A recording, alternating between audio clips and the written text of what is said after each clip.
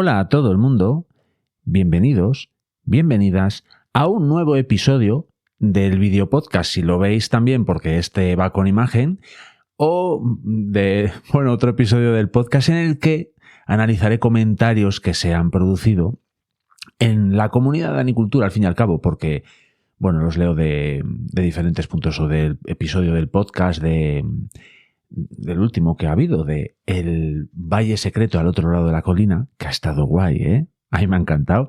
O de vídeos del canal del YouTube. Pero antes de empezar, de manera habitual, ya sabéis, con esa sintonía y tal, compartid comentad y compartid el contenido de Danicultura en todas vuestras redes sociales, si es que os gusta, porque a mí me vais a ayudar. Y por supuesto, darle al like, suscribiros allá donde podáis. Y nada, después de este pequeño momento de spam, empezamos. A ustedes los médicos se les reconoce una formación humanística muy por encima de lo de los demás científicos. Me cago en todos tus muertos, Tirso. Me cago en todos tus muertos uno a uno. La tabarra que me estás dando, Virgen Santísima. Pero yo, ¿qué te he hecho a ti? Vamos a ver, ¿qué te he hecho yo a ti? Pues lo dicho, hola a todo el mundo y bienvenidas y bienvenidos a un nuevo episodio de el video podcast, en el que ya, como os acabo de comentar, repasamos un poco qué ha pasado en la comunidad de Anicultura, en los comentarios, qué me ha ido pasando a mí. Nos ponemos un poco al día. Y comentar así por encima que desde el último video podcast, hace como 2 semanas, he publicado 4 vídeos, un podcast, y unos cuantos shorts, que es verdad que los tengo un poco abandonados en el sentido de sacar de ahí comentarios. Pero vamos a ir viéndolo, porque me he hecho una pequeña chuleta, porque los videopodcasts cada vez no es que los estoy complejizando más, pero sí que me los quiero preparar un poco, porque normalmente es verdad que es el contenido, junto con los vídeos, más espontáneo. Esto le doy a grabar y lo que surja, ¿no? Y tengo que mentalizarme con que esto ya lo empiezo a publicar en lo que es el podcast, y también hay gente que lo escuchará en modo solo audio, así que tengo que hacer menos referencias, si es que hago alguna, a cosas visuales. Así que, sin más y sin menos, vamos a empezar a indagar en los comentarios de ciertos vídeos y cierto contenido que se haya generado o que haya publicado desde el último video podcast, que esa es la idea de esto. Entonces tengo aquí, como podéis ver, y si no os lo cuento, una pequeña chuleta. Y entonces vamos a empezar con uno de los vídeos que titulé Patrones, interpretando sistemas. Ya sabéis que a mí y en la permacultura en general nos gustan mucho los patrones. Los patrones que nos ayudan a interpretar lo que pasa a nuestro alrededor. Y en ese vídeo estaba dando un paseo por el monte. El monte, no penséis que estaba, en la selva amazónica, para nada. Estaba como a nada. A pocos minutos de casa, a unos 25 minutos, una cosa así, un paseo tranquilo. Aquí al lado de mi casa, pues tengo la posibilidad de acceder a un pinar, de manera rápida y bastante, que no gasto mucho tiempo ni hasta allí, en definitiva. ¿Y qué me encontré allí? Pues algo que me encontré también hace unos ya meses, porque estamos a mediados de febrero, pues a primeros de año, en mi expedición a los Oscos. Ahí tenéis un contenido. De hecho, hice incluso una lista de reproducción de la expedición a los Oscos, que está entre Lugo y Asturias. Una zona, increíble, ¿eh? Os la recomiendo total. Y entonces allí también encontré un patrón muy claro, que es que en un pequeño tocón de un pino cortado, pues allí había un excremento. Y eso me lo encontré aquí. Y como últimamente he hecho algún contenido acerca de, ¿cómo decirlo?, señalización animal, por decirlo así. No rastreo, porque tampoco es que estuviese rastreando nada, pero es verdad que ciertas marcas de los animales silvestres nos dan a entender que ha pasado por ahí. Y en este vídeo lo que muestro, como digo, es en un pequeño tocón también un excremento. Encima ese excremento era pelo puro y, bueno, estaba intentando teorizar acerca de qué animalejo había dejado esos excrementos. Y estuvo muy guay el debate que se generó en los comentarios. Por eso siempre os comento y os sugiero que dejéis vuestros comentarios en el podcast, en los vídeos del YouTube, e incluso que os unáis a la comunidad de Danicultura en el Telegram, porque se generan debates muy interesantes, muy enriquecedores, y en el que pues aprendemos todas y todos. Y aquí, por ejemplo, comenta Jairo: hola Jairo, un canal increíble. Bueno, la mayor parte de la gente que estáis aquí ya estáis suscritos al canal de Jairo, Entomopatía con Jairo, pero si hay alguien que todavía no, id allí y aprenderéis un montón de cosas acerca de control biológico, de insectos y de cómo alguien puede manejar una superficie de invernaderos de 50 hectáreas, cuidado con eso, a través de, en gran parte, control biológico y manejos muy respetuosos con el agroecosistema. Después de este pequeño spam también para el amigo Jairo, leemos su comentario. Es súper importante conocer los patrones y es importante su interpretación para poder jugar con ellos a nuestro favor. Qué pasada los depredadores, me flipan, son clave en los equilibrios. ¿Quién mejor que Jairo para comentar esto? Porque nos habla sobre todo nos habla de muchas cosas en su canal, pero una de las cosas que nos muestra es cómo los depredadores, en este caso insectos depredadores, nos pueden ayudar. Y hay muchos patrones. Por ejemplo, ¿qué patrón podemos ver de depredación en una simple hoja de una tomatera? Pues quizás que haya muchos pulgones momificados, por decirlo así, y eso significa que haya habido un depredador, un parasitoide, que está alimentándose de esos pulgones. Si vemos ese tipo de patrones, pues ahí podemos entender que tenemos un agroecosistema bastante rico, en el sentido de que hay depredadores, también hay presas, y sin esas presas no va a haber esos depredadores. Eso es verdad. Así que tampoco hay que volverse loco ni loca, ya sabéis que siempre lo digo, cuando veamos algún pulgoncete. Tranquilidad, porque eso atraerá a depredadores. Sin pulgones no van a ir ni mariquitas, ni sírfidos, ni crisopas, ni avispillas, ni nada. Así que no hay que alarmarse. Por ejemplo, otro patrón que podemos encontrar en un huerto son excrementos de oruga, por ejemplo. Eso se ve muy bien. Entonces, claro, ahí que estamos viendo, pues si vemos excrementos de oruga decimos, uy, aquí hay orugas, hay colillas han fumado, ¿no? Pues eso nos da a entender que tenemos ahí un animalejo que nos está comiendo hojas, por ejemplo. Así que nada, hay que estar siempre atento a los patrones que nos muestra la naturaleza. Y ¿qué más comentarios tenemos en este vídeo? Que, como os digo, han sido muy enriquecedores. Por ejemplo, Pedro Chimeno, hola Pedro, y gracias por comentar, deja aquí un comentario, porque yo insinuaba que si podía ser de jineta o algo así. Después pensé que no, porque me di cuenta antes de publicar el vídeo, pero yo no edito los vídeos, entonces yo lo que surja lo pongo. Porque después llegué a la conclusión de que ese excremento que se puede ver en ese vídeo era de zorro. ¿Por qué? Porque pocos minutos después me crucé con un zorro y dije, ¡hombre, el zorro! Entonces comenta Pedro, en este caso yo diría que el propietario de ese rastro es nuestro colega el maese raposo, que ha tenido conejo de almuerzo. Efectivamente. Probablemente un macho, ya que a estos les suele gustar más destacarlos en el entorno que a las hembras. En este caso ha sido en un tocón, pero les vale una piedra aislada, hitos, pequeños carteles, colmenas incluso, latas o restos de basura al borde de sendas o caminos. Un saludo. Muchísimas gracias, Pedro, por este aporte, porque es fantástico, aportas muchísima información muy interesante y sin duda yo creo que ese excremento era de raposo, como la sombra de la realidad. Otro comentario, otro perfil que nos deja aquí un comentario, nos añade. Buenas tardes, Dani. Sin poder asegurarlo, diría que el excremento es de zorro. Lo suele depositar en sitios un poco elevados, una piedra, un pequeño arbusto o sitios así.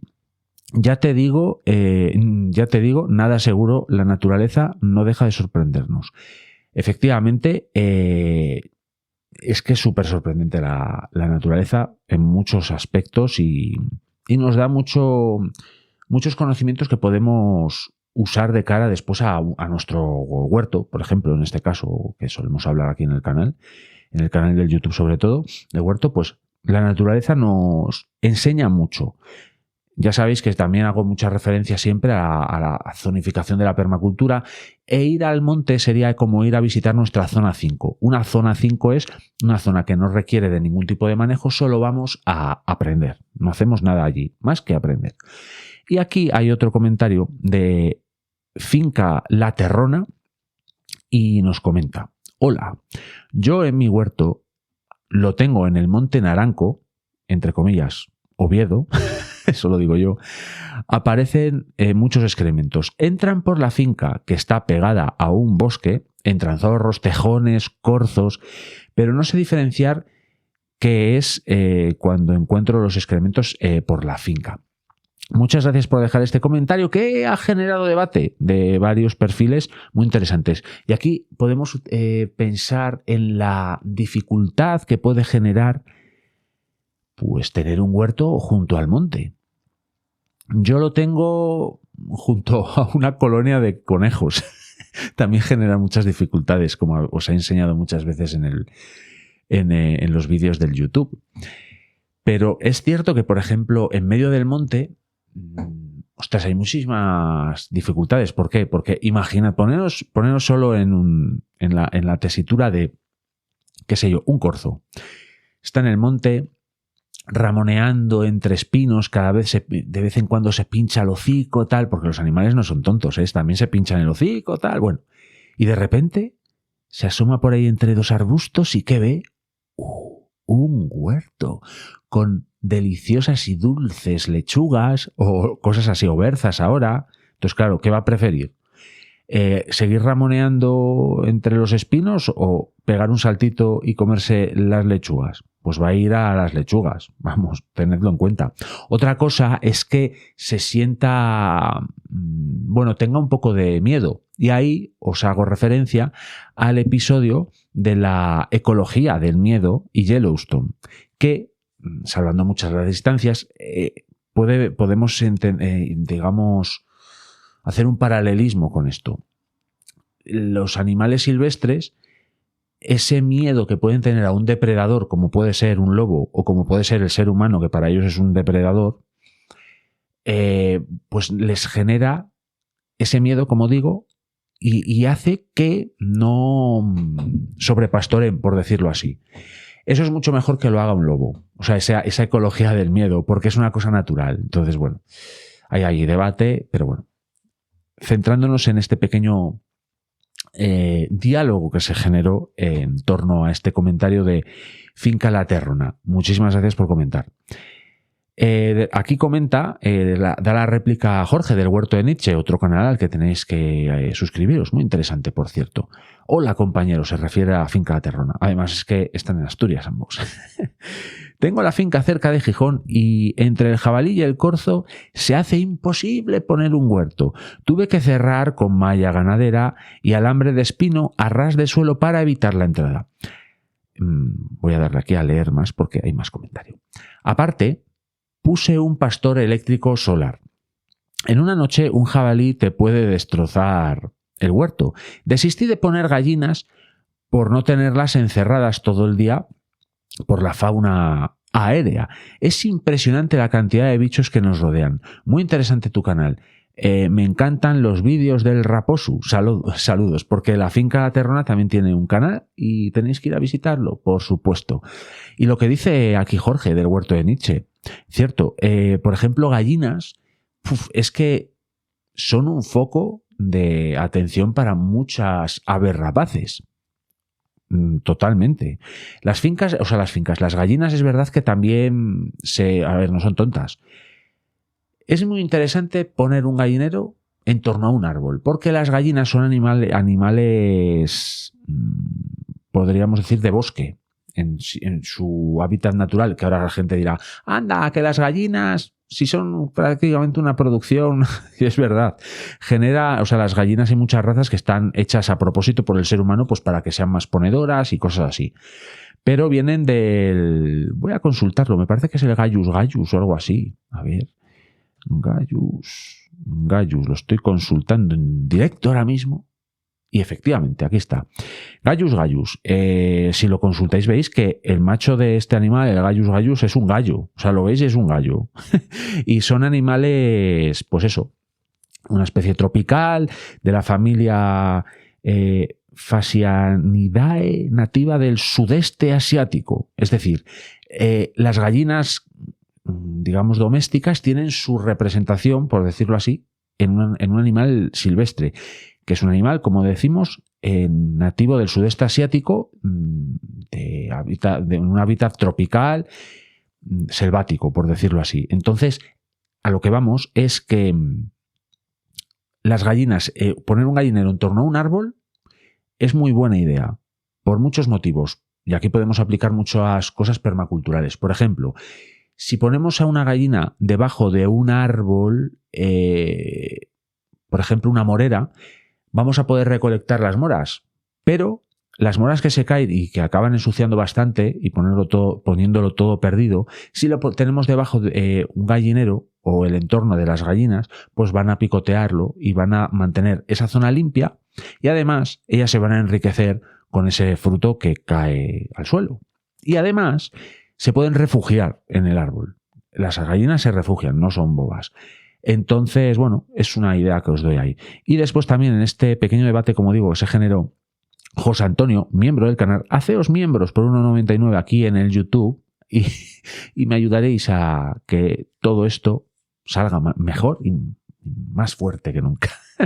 Bueno, José Antonio comenta, la verdad es que sí, es muy complicado lo del huerto en la montaña, te lo aseguro. Yo también utilizo la malla ganadera para los bancales, pero los jabalíes son tremendos y cabezones y poco se puede hacer. Por cierto, que esos excrementos sí los conozco bien. Menudas cataplasmas las del jabalí, comenta José Antonio. Claro, es que los jabalíes, es que eso es como un tanque. Eso es un tanque. Los jabalíes son imparables. Y los corzos, en realidad, ¿cómo deciros? Bueno, corzos y jabalíes están más cerca de nosotras y nosotros de lo que podemos pensar, por muy en la ciudad que pensemos que estamos. Hombre, no os voy a decir que vayan al centro de Madrid, por ejemplo.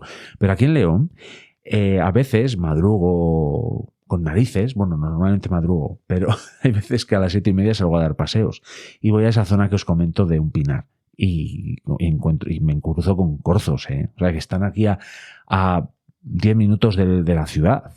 Entonces, bueno, estamos bastante rodeados.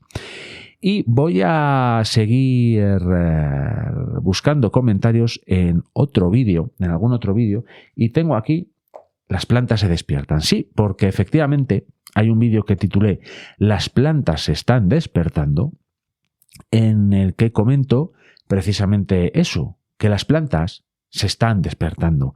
Vaya que sí se están despertando. De hecho, he tenido que podar ya, que después haremos comentarios acerca de podas, he tenido que podar el rosal que tengo aquí en casa porque estaba brotando. Entonces es una época en la que, como digo, las plantas están despertando y ya tenemos que ponernos a hacer ciertas cosas, ciertas labores de cara al huerto, porque estamos en febrero, pero esto avanza a toda velocidad, que ya estamos a mediados de febrero, amigas y amigos. Cuando hace nada estábamos celebrando las Navidades. Por cierto, voy a echar un traguito de agua y mientras os dejo con un consejo que quizás os anime a hacer alguna cosa.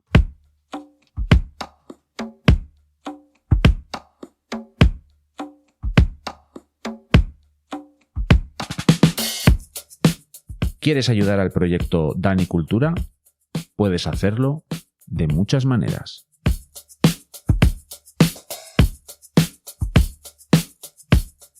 Comparte el contenido con toda tu comunidad. Comenta, interactúa. Por supuesto, suscríbete al proyecto y únete a la comunidad del Telegram.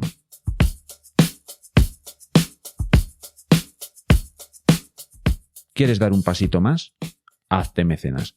Puedes hacerlo comprando merchandising en latostadora.com, en la tiendina de Dani Cultura o haciéndote miembro del canal del YouTube por 1,99. Gracias por vuestro apoyo y gracias por vuestro tiempo.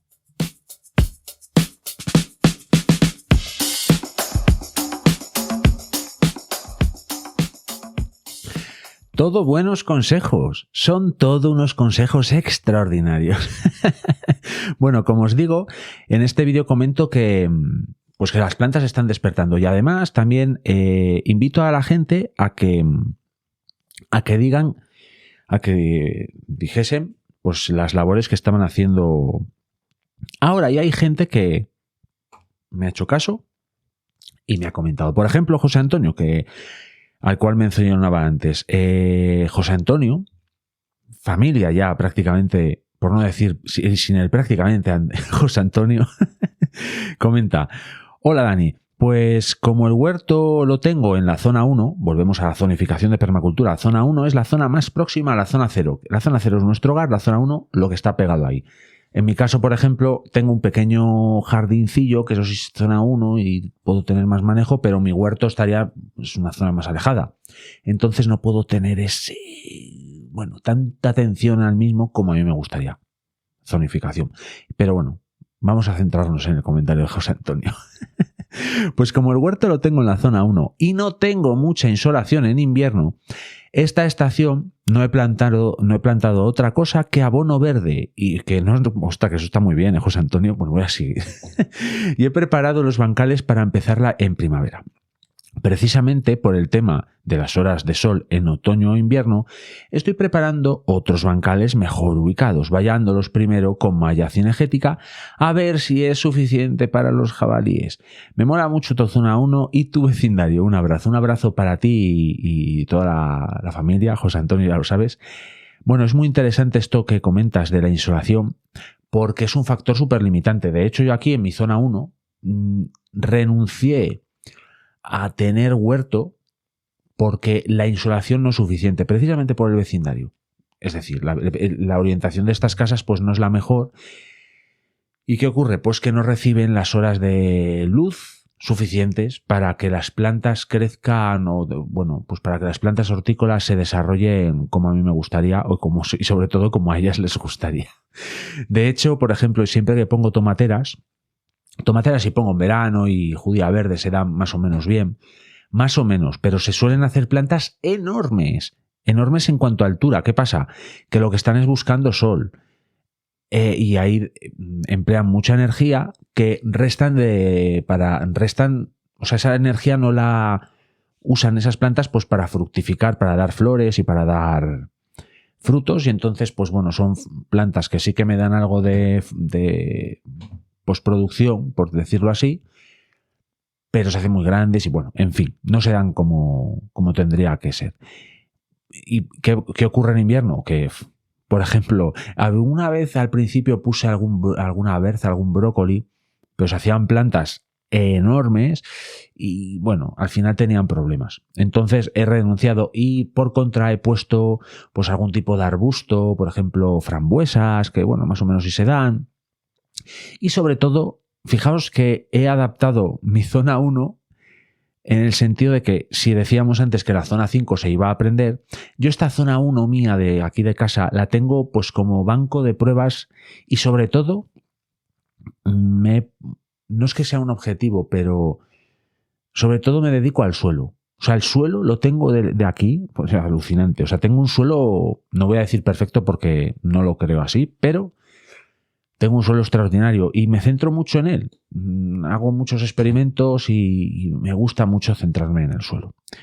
En fin, muchas gracias José Antonio, por compartir lo que estás haciendo. Y, jolín, el tema de los jabalíes es que es muy complicado. Los jabalíes es complicadísimo. Y Víctor Flores Creus, comenta en este vídeo del YouTube: hola Dani, feliz primavera biológica. Efectivamente, estamos en primavera biológica, que no cronológica, por decirlo así. ¿Qué hace él? Pues nos comenta que hace semilleros, podar y trasplantar. Tienes razón, en este tiempo se aprecia ya un incremento del ritmo a nuestro alrededor. Toca cambiar de marcha. Yo de momento he puesto la segunda, yo también, Víctor.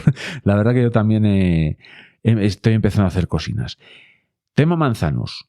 Busca, si te apetece, claro, el origen de las manzanas de variedad Granny Smith. Es muy interesante. A mí es que las historias, anécdotas y curiosidades me encantan. Muchas gracias, Víctor, que por cierto no lo he mirado todavía, pero os animo a todas y todos a que lo busquéis porque seguro que es algo muy interesante, porque si nos lo dice Víctor, seguro que es muy interesante. Y por aquí comenta también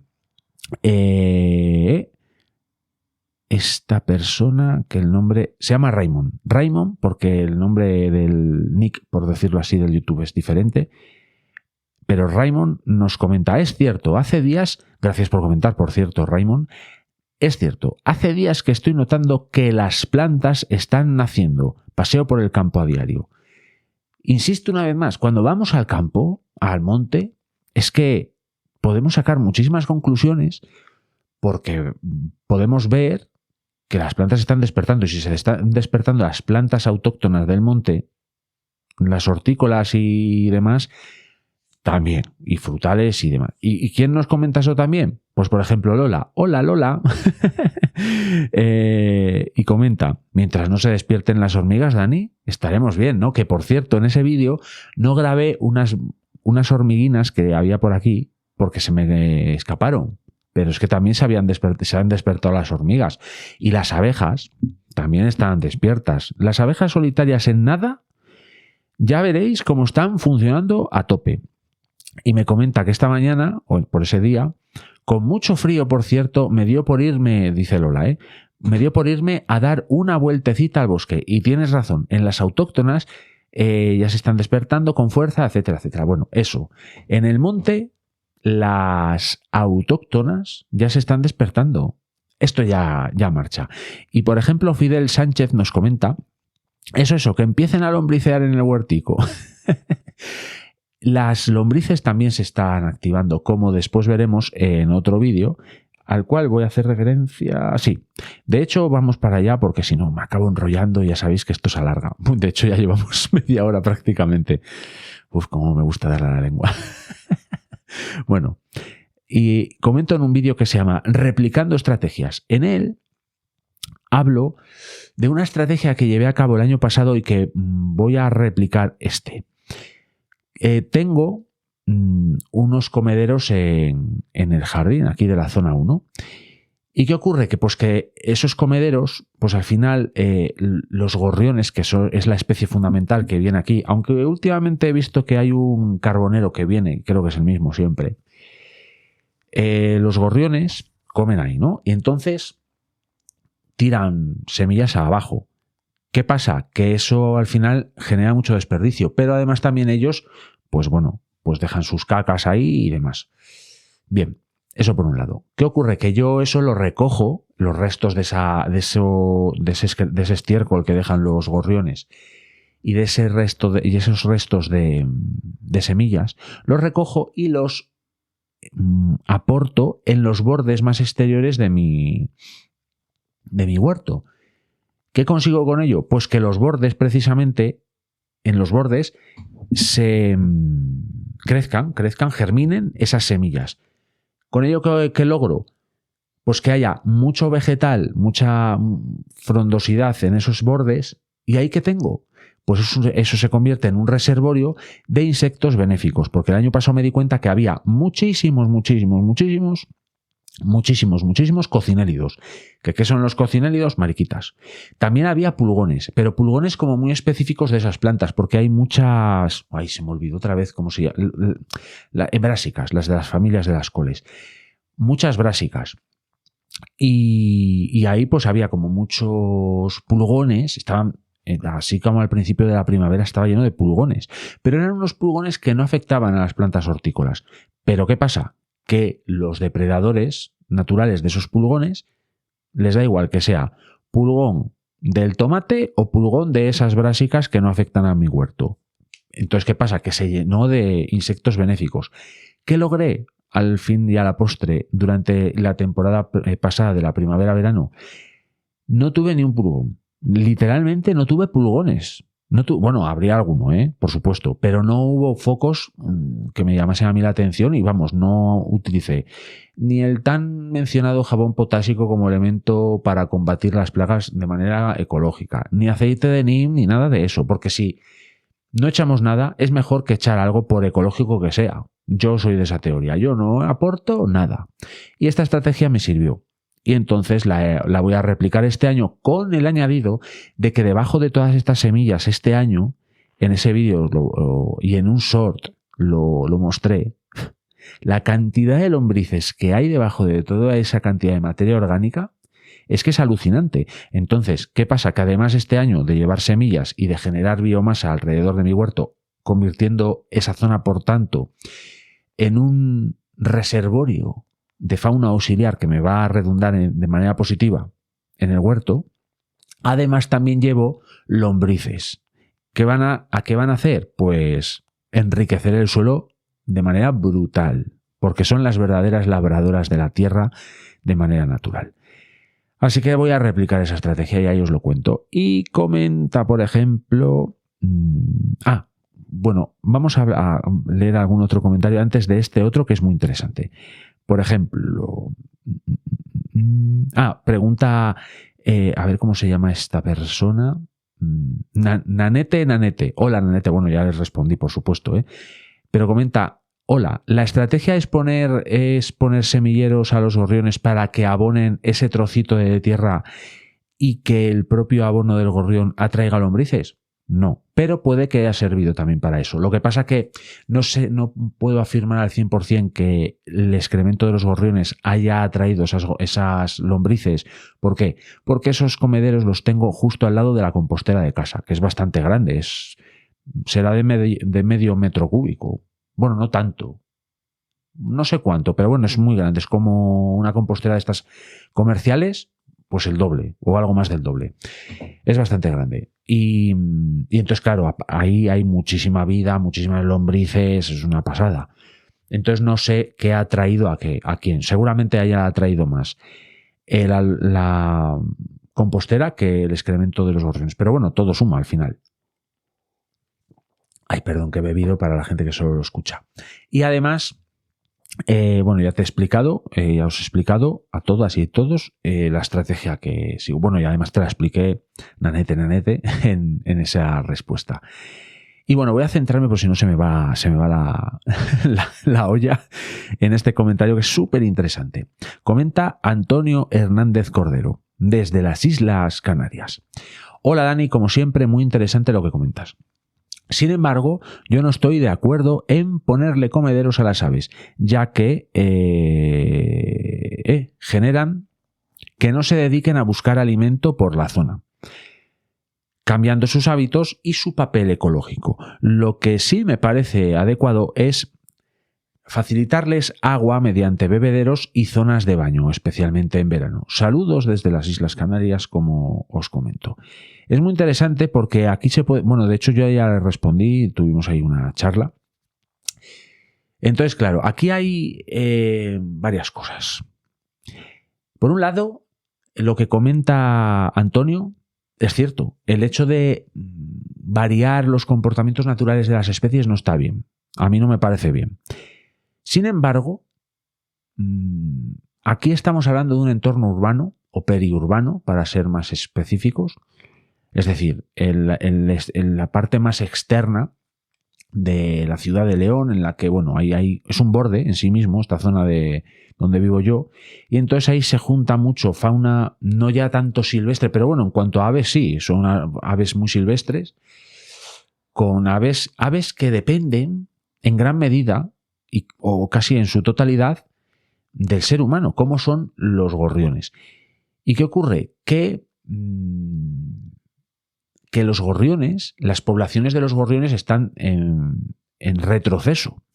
Y ayudarle, sobre todo en invierno, y sobre todo aquí en zonas muy frías, porque nada tiene que ver con el clima de Canarias, por supuesto, yo no lo veo del todo mal. Yo no lo veo del todo mal precisamente por eso, porque se puede beneficiar, o sea, se puede favorecer el hecho de que las poblaciones de gorriones no decrezcan, como es el caso, que están decreciendo. De hecho, y Antonio, ojalá lo estés escuchando, porque te emplazo a que veas otros contenidos que tengo acerca de estos gorriones y de estos comederos aquí en el canal, porque no solo he atraído gorriones con ese comedero, he atraído gavilanes. Tuvimos el año pasado, este año no ha venido por aquí el gavilán, tuvimos depredación de gorriones aquí también. O sea, quiero decir, el ecosistema como que se ha activado, por decirlo así, y todo gracias a estos comederos que hasta que los han descubierto los gorriones pasó mucho tiempo, pero en cuanto los descubrieron, es cierto que yo creo, bueno, creo no, hay una colonia de gorriones viviendo en un laurel aquí en casa, un laurel enorme, pues hay una colonia de gorriones. Entonces, digamos que el comportamiento de esos gorriones ha variado, pues seguramente ha variado, pero eso les ha venido mal. A esa colonia no, a esa colonia le ha venido muy bien. Por tanto, le ha venido bien al conjunto de las aves urbanas aquí en León, pues en esta zona desde luego. Entiendo tu punto, entiendo sin duda tu punto, y es verdad que, por ejemplo, alguien que no me lo dice continuamente, que es Antonio, Chatolín en el canal, ya sabéis quién es, todas y todos, hola Antonio, comenta que siempre me lo dice, que en verano no hay que ponerles comida, hay que ponerles agua. Yo siempre les tengo agua, verano e invierno, de hecho se bañan muchísimo, más que beber. Bueno, pues en verano quizás no haya que ponerles tanto como les pongo yo, lo hago mal. Porque hay otra cosa que comento, bueno, en la respuesta que le hice a Antonio Hernández Cordero, añadía eso. Y entonces él me responde un comentario muy interesante. Entiendo tu punto de vista, Dani, pero no es lo mismo alimentar a las aves de forma esporádica que regularmente, ya que de esta última forma, de manera regular, cambia su comportamiento que termina girando en torno al comedero. Y tengo que decirte que sí, estos gorriones viven en torno a este comedero. Sin considerarme un experto en aves, además de tener formación universitaria en medio ambiente, he realizado estudios técnicos sobre algunas aves y he colaborado como voluntario con la Sociedad Española de Ornitología, además de ser socio. Por cierto, os emplazo a que os suscribáis al canal de la SEO BirdLife, la Sociedad Española de Ornitología, y visitéis su página web porque es muy interesante. Tiene, bueno, una guía de aves muy completa, incluso un identificador de aves. Bueno, está muy guay. Es que las aves me apasionan, dice Antonio. Gracias por tener una mente tan abierta y ser receptivo ante los comentarios más o menos críticos. Saludos desde las Islas Canarias. Hombre, Antonio, ¿cómo no voy a ser permeable a todos estos comentarios cuando yo soy el máximo beneficiario de ese feedback, por decirlo así, yo aprendo muchísimo con los comentarios, en definitiva. Y este tipo de comentarios, este tipo de apreciaciones, bueno, me parecen genial. Y de hecho, como le comento en esta otra respuesta que le doy yo a Antonio, el mayor crítico conmigo mismo soy yo, porque yo siempre parto de la base de que no es que me pueda equivocar, sino que de manera bastante habitual me confundo. Yo soy no sé cómo decirlo, un gran exponente del ensayo y el error, del método científico, porque me equivoco muchas veces. De hecho, con este tema del comedero, es algo que me come más en la cabeza de lo que podéis pensaros, porque entiendo que no está bien que estos gorriones que viven aquí dependan al 100% de esta alimentación que les estoy aportando. Pues porque no está bien. No está bien que estén todo el rato pendientes de esa fuente de alimentos. Tienen que buscarse otra fuente de alimentos, es verdad. Entonces, quizás en verano, pero es que no lo sé, porque es que tengo ahí dudas. De hecho, a ver si en comentarios me podéis, entre todas y todos, dar vuestro punto de vista, y si hay alguien que es experto en estas cosas, como por ejemplo puede ser Antonio, puede, pues eso, darme su opinión o su punto de vista. ¿Por qué? ¿Por qué pienso esto? Porque en verano, primavera, verano es cuando están criando. Y esta colonia llega a hacer 3 y creo que incluso 4 nidadas. Es que a mí me ha parecido que el año pasado han hecho 4 nidadas. Entonces, claro, esto del comedero es una cosa muy beneficiosa para la población de gorriones de este barrio. Os lo aseguro. Es que es increíble. Los gorriones están muy aromosos con respecto a otros gorriones que veo por ahí. Entonces, ¿qué pasa? Que si pienso, que si no les elimino al 100%, pero si les bajo la alimentación en periodo de cría, ostras, es que me da como miedo reducirles esa alimentación y que no tengan tanto, no sé, que no críen bien, por decirlo así. Tengo esa lucha interna. ¿Qué hacer? Es que no sé muy bien cómo desarrollar esto, la verdad. Pero de entrada les voy a seguir dando de comer. Porque es verdad que me parece que las poblaciones de gorrión, como están en franco retroceso, se han perdido. No sé si en el capítulo aquel que hice del podcast de los gorriones y lo que ocurrió en China con ellos, que nada tiene que ver con lo que ocurre aquí, pero me parece que di el dato de, no sé si era un 20 y pico % de reducción de población de gorriones en los últimos 10 años o algo así. Creo que en la página de la SEO BirdLife hay algo al respecto. Voy a echar un traguito de agua porque al final me ahogo.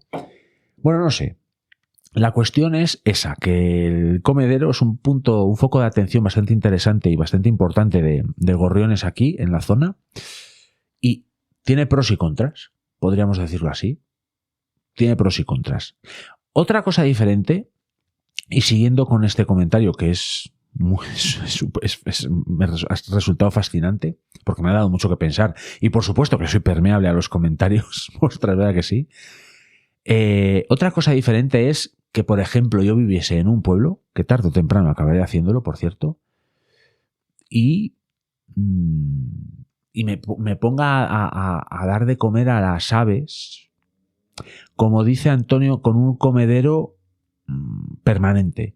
Quizás en esos entornos un aporte nutricional a las aves, pues de manera, pues eso, puntual, no esté bien, pero es verdad que quizás un comedero en el que las aves estén constantemente acudiendo y al final dependiendo de ese comedero, pues quizás no sea lo mejor, porque ahí es verdad que cambiamos, digamos que variamos el comportamiento de los animales de un ecosistema natural, y eso sí que no me parecería buena idea. Pero poniendo igual alguna fuente de alimentación, diferentes zonas, bueno, puede que no sea, perdón, que le di un golpe al micrófono, puede que no esté mal.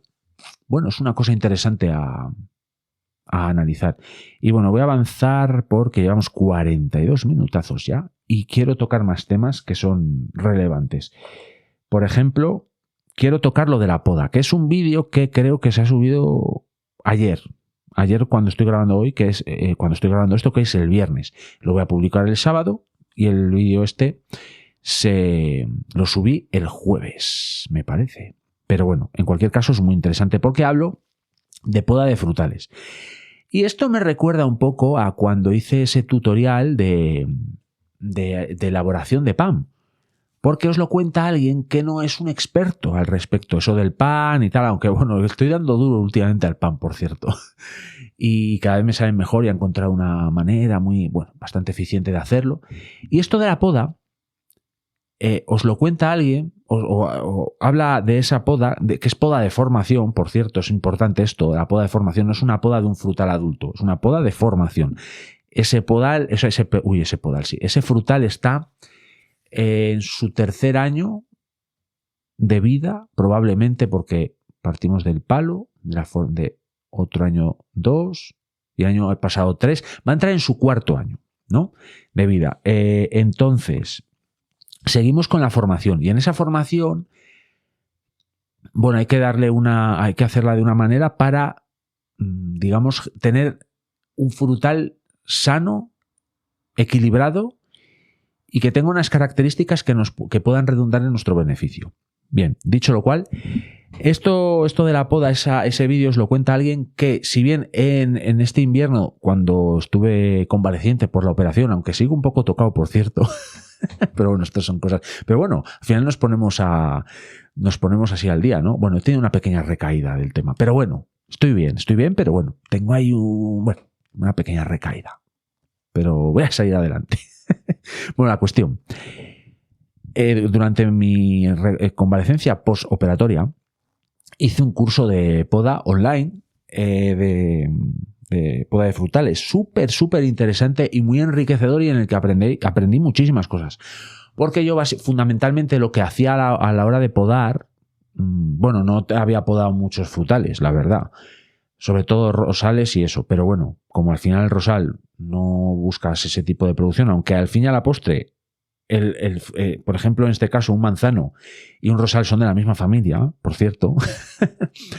Bueno, la cuestión es que yo lo único que hacía era identificar dónde estaba la última yema, digamos, que me interesaba a mí dejar para, digamos, orientar el crecimiento de las ramas, para que el rosal no se entrecruzara en las ramas y demás. Bueno, es lo único que tenía en cuenta. Pero posteriormente, después de hacer este curso de poda de frutales, pues ya tienes en cuenta más cuáles son las yemas de fruta, cuáles son las yemas de madera. Bueno, se identifican bien, para la gente que esto solo lo esté escuchando y no quiera ver el vídeo, las yemas de los frutales que son, digamos, más voluptuosas, son más gorditas, esas son yemas de flor. Y de ahí van a salir, como su propio nombre indica, flores que posteriormente van a dar manzanas o peras o lo que sea.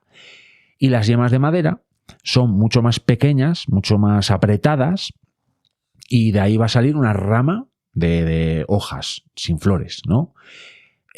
Bueno, entonces, ¿qué nos interesa? Pues evidentemente nos interesa las yemas de flor. Pero ¿qué pasa aquí? Que estoy haciendo una poda de formación. A mí ahora mismo no me interesan las yemas de flor. Paradójicamente, para dentro de unos años tener más flores y más frutos, ahora mismo no me interesa eso.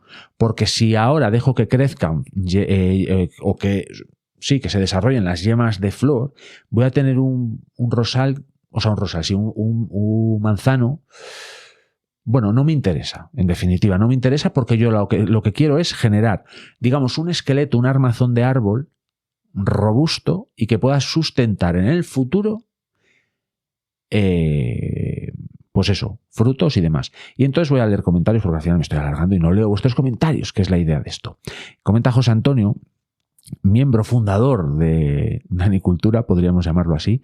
Pedazo de tutorial de poda que te has marcado, muy interesante y útil. Nos va a venir muy bien. Gracias, Dani. Gracias a ti por este comentario. Y me alegra mucho que lo hayas visto así como de ayuda, porque esa es la idea. La idea que tengo yo es eso, que pueda servirle a alguien. Y esa es la idea. Y comenta Francis. Hola, Francis, ¿qué tal estás? ¡Qué envidia dais! Yo también podé árboles frutales en mis tiempos mozos, ganando el jornal, pero nos enseñaron bien por las cuentas que les traían. O sea que Francis, después de la experiencia, aprendió. Un apartado de cierta variedad que la podé yo solita, me dieron la enhorabuena por la buena fruta que cogimos allí. Bueno, perdón por leerlo así un poco raro. Pero bueno, viene diciendo Francis que, bueno, que ella con la experiencia, pues al final ha aprendido a hacer buenas podas. Y es verdad que a mí lo que me falta en este caso es experiencia, que estoy intentando ganar poco a poco. Ahora tengo pues cierta formación y cierta teoría que estoy aplicando en estos frutales. Y comenta Adela Paz. Hola, Adela. Hola, Dani. Nosotros también andamos podando los perales. Si lo hacemos mejor o peor, ya no lo sé. Comparto besos y gracias. Gracias a ti, gracias por compartir. Compartid todas y todos el contenido de Danicultura si os gusta. Otra vez spam os estoy haciendo hoy. Hoy mucho, hoy estoy metiendo mucha publicidad. Autopublicidad. Pero os lo agradezco. Pues eso, al final es buena época, como dice Adela, está para los frutales de pepita. O sea, no de pepita, no de... Sí, de pepita, pues eso. Peras, manzanas, todo esto. Ciruelas y melocotoneros y todo eso es otra época. Me parece que es como septiembre, octubre. Muchísimo mejor para ellos. Y comenta Jorge del Huerto de Nietzsche, hola Dani. Muy bueno el vídeo. Lo pondré en práctica este finde. Pues me alegro. A ver si para de llover. Un consejo, hazte con un trípode. Bueno, ahí me comenta que me ponga con un trípode, pero como tengo ahí para hacer los vídeos un micrófono de lavalier que se llaman, pero de cable, el trípode me limitaría a movimientos. Y bueno, después Jorge ahí hace varias preguntas acerca, bueno, y habla de si poner pasta cicatrizante o no. Y yo le decía inicialmente que no, porque yo es que, bueno, después voy a leer otro comentario de Fidel, muy interesante también, que habla un poco al respecto de esto. Entonces, claro, habla de en las heridas, porque al final cuando estamos haciendo la poda, les hacemos heridas al árbol. Y por ahí pueden entrar patógenos y, bueno, no es interesante. Y hay pastas cicatrizantes que se aplican en esos cortes que ayudan precisamente eso, a cicatrizar las heridas y evitan que entre por ahí patógenos y demás. ¿Yo la uso? No. ¿Es lo correcto? Depende. Depende. ¿Por qué?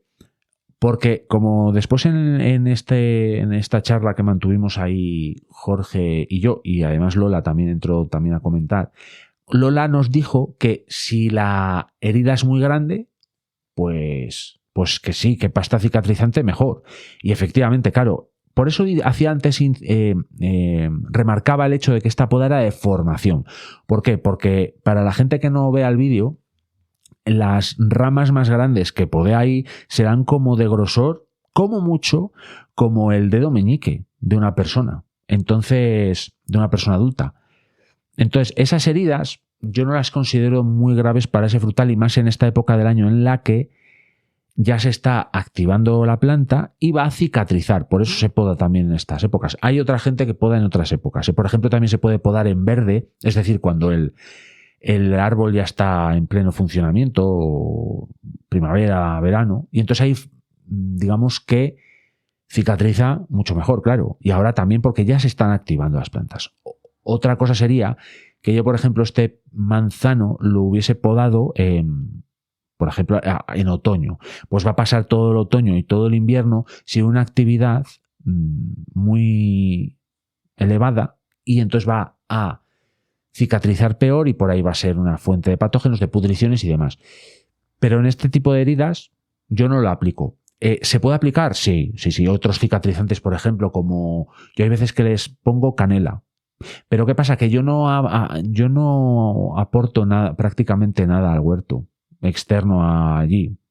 Hago compost en esa zona, enriquezco mucho el suelo a través de humus de lombriz y de acolchados y de aportar propio compost que hago allí con las cosas con la materia orgánica que se genera en el huerto, en el propio sistema y demás. Pero pocos añadidos le meto yo al sistema. Entonces, a mí me resulta mucho más fácil no hacer nada. Entonces, pero como después le voy a comentar a Fidel, vamos a leer tu comentario, Fidel Sánchez, que también está en el grupo del Telegram, por cierto, os invito a que paséis por allí. Bueno, yo lo que hago es que las plantas, por decirlo de alguna forma, digamos, se saquen las castañas del fuego.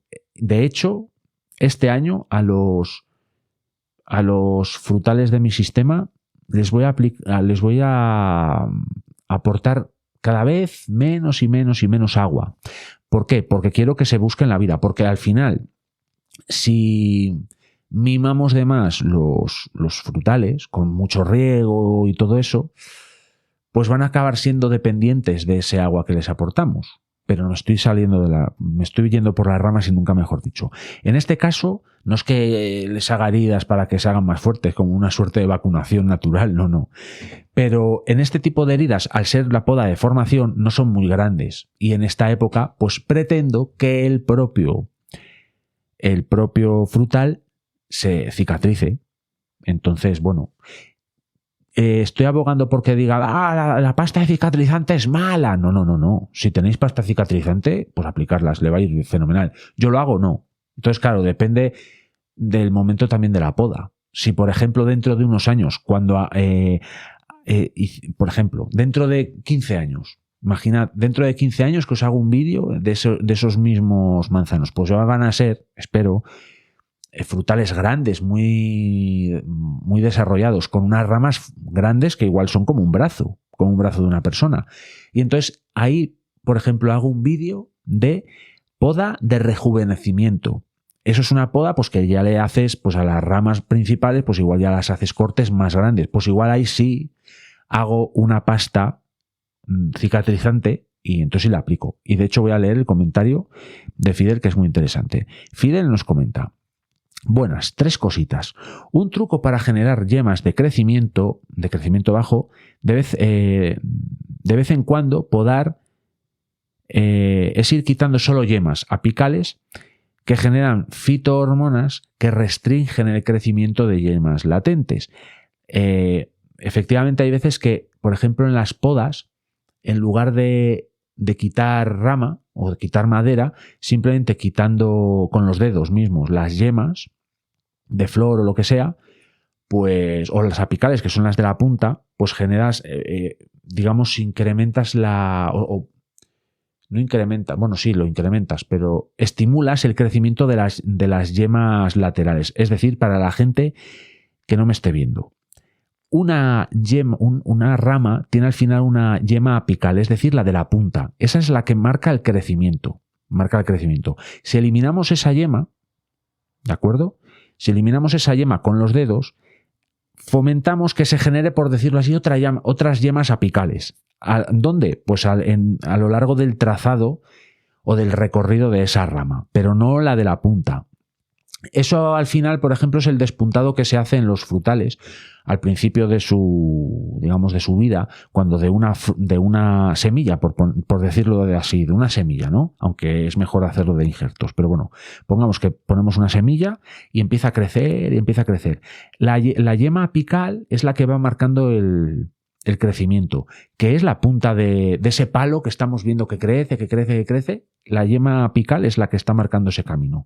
Cuando despuntamos ese frutal para que empiece a ramificarse, estamos quitando esa yema apical. Entonces fomentamos el hecho de que crezcan otras ramas a través de otras yemas latentes.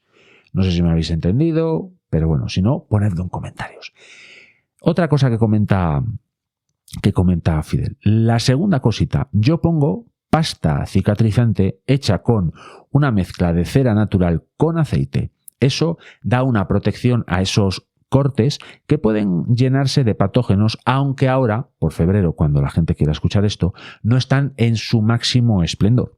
Y una tercera cosa, que eso has hecho bien, pero no lo has comentado, antes de cortar, fijarse en la dirección de crecimiento de la yema que queda bajo el corte. Gracias por el aporte, Fidel, ya te respondí. Muy interesante tu comentario. Esa fórmula de esa pasta con cera, por ejemplo, de abeja o cera natural y aceite está muy bien, pues por eso, para sellar esas heridas, sobre todo si son más grandes, si son más pequeñas, yo no lo aporto. Pero si alguien lo aporta, fenomenal, no está mal. Y eso que dice de Fidel, de la tercera cosa que no comento en el vídeo, que no me acuerdo si la comento o no, dice que no, pues no la comento. Efectivamente hay que al hacer la poda de formación estamos intentando generar Es muy interesante esto de la poda, porque tienes que empezar a pensar en el futuro. Cuando podas, sobre todo en estas podas de formación, tienes que ponerte a 5 o 10 años vista para ver cómo se va a desarrollar ese árbol. Voy a echar un traguito de agua, perdón. Ay, qué refrescante. Voy a mirar cuánto llevamos, porque seguro que llevamos casi una hora. Hoy me estoy alargando. Pero es que hay videocomentarios muy interesantes. Bueno, podar es mirar un poco al futuro. Entonces, ¿qué pasa? Yo la formación que le estoy dando, hay diferentes tipos de formación. La más clásica para un huerto familiar de autoconsumo es formación en vaso. Esto es que tengamos un tronco principal y después unas 3-4 ramas. Yo soy partícipe de 3 ramas, o abogo por las 3 ramas, que crezcan, digamos, de ese tronco principal, digamos, no al centro, sino para afuera. Eso es formación en vaso. Generamos como si fuese una copa que tiene un pie y las ramas serían como las paredes del vaso. Entonces, ¿qué pasa? Que cuando vamos a hacer las podas, tenemos que evitar que las ramas crezcan para adentro. ¿Por qué? Porque tenemos que generar o procurar que haya aireación interna dentro del ramaje de las ramas del árbol, y además el hecho de que quede libre la parte central del frutal permite que el sol entre, la luz solar, y entonces ¿qué pasa? Pues que va a ser una planta más sana con menos hongos, va a tener más insolación, vamos a tener frutos más maduros, todo bien. Hay más formaciones, en espaldera, hay otra que como no me acuerdo cómo la llaman, pero bueno, que al final generan como un palo, un tronco principal, y de ahí como ramas todos los años, y entonces al final van como podándolo todos los años y dejan solo un palo, y bueno, es una historia, es súper interesante. Pero en la formación de vaso es interesante ver dónde están las yemas. Entonces tú, cuando vas a hacer el corte de una de las ramas, tienes que ver la siguiente yema que hay después del corte. ¿Para qué? Para que vaya creciendo para afuera, no para dentro del vaso. Sé que es un poco lío, y más si solo lo estáis escuchando, pero id a ver el vídeo y ahí os explico más o menos cómo va el rollo. Y si tenéis más dudas, ponedlo en comentarios y podemos hacer algún contenido más específico al respecto, porque realmente es muy, muy, muy interesante. Por no entrar en temas de polinización de manzanos en concreto, porque sí, es una cosa alucinante. Alucinante. Porque esos manzanos que tengo en el huerto habrán sido polinizados no entre sí, porque me parece que Fuji no es compatible. Es que no me acuerdo, pero creo que Fuji no es compatible. Igual se han polinizado con un manzano golden, que está igual a 3 kilómetros de allí, porque el polen viaja muy lejos, como bien saben las personas que son alérgicas al polen, por otro lado. Y bueno, se me quedan cosas en el tintero, ¿eh? No muchas, pero bueno, voy a, aunque sea de resfilón, a comentar algo del último episodio del podcast, que también se publica en el canal del YouTube y en el que la gente también comenta. No voy a hacer mucha referencia a los comentarios, a pesar de que ha habido 31 también contando los míos, así que habrá habido como unos 15 comentarios sobre el episodio. ¿Cómo me gusta que os haya gustado el último episodio del podcast de Danicultura? En todas las plataformas de audio lo podéis encontrar, el que se titula El Valle Secreto al otro lado de la colina, porque es un episodio que podríamos decir que de ficción, aunque estaré haciendo spoiler quizás a gente, pero bueno, no vale la pena escucharlo aunque sepáis que es ficción, porque hay cierta parte de realidad en ello, en el que doy cierta información acerca de algunas cosas y demás, pero realmente a mí me encantó escribir ese guión y me anima la acogida que ha tenido a hacer más contenido, podríamos decir que de ficción. Y de hecho os tengo que decir que ya estoy escribiendo algo no parecido, pero bueno, un relato de ficción, podríamos llamarlo así, sí. Aunque no sé si llamarlo ficción, bueno, no os voy a adelantar nada. Está de manera muy latente, de hecho solo he escrito de momento el inicio de ese guión, pero bueno, me alegra mucho que os haya gustado y me anima a hacer más contenido a ese respecto, como por ejemplo me comenta José Antonio, que de hecho dice que espero que sea el primero de muchos de este estilo. Pues tengo que decirte, José Antonio, a ti y a todos y todas, las personas de la comunidad de Danicultura, que no va a ser el último contenido al respecto y de ese estilo, porque realmente me gusta mucho y me entretiene escribir ese tipo de guiones y me gusta además locutarlos y digamos meternos todas y todos, porque yo mientras lo locuto también me meto un poco en esa atmósfera y bueno, de hecho el guión que estoy escribiendo al respecto de, o sea, en esta línea de temáticas va a estar guay. Creo que va a estar guay, sin haberlo escrito siquiera, que sé yo, me parece que dos folios más o menos, o 2 páginas, va a estar muy interesante. Y no os voy a adelantar más y voy a ir cerrando porque esto se ha alargado hoy mogollón, ¿eh? Así que voy a ir cerrando este episodio del podcast Dani Cultura o el vídeo podcast, porque ya sabéis que voy a empezar o estoy empezando ya a colgarlos también en la plataforma de audio para que se publique también como solo audio.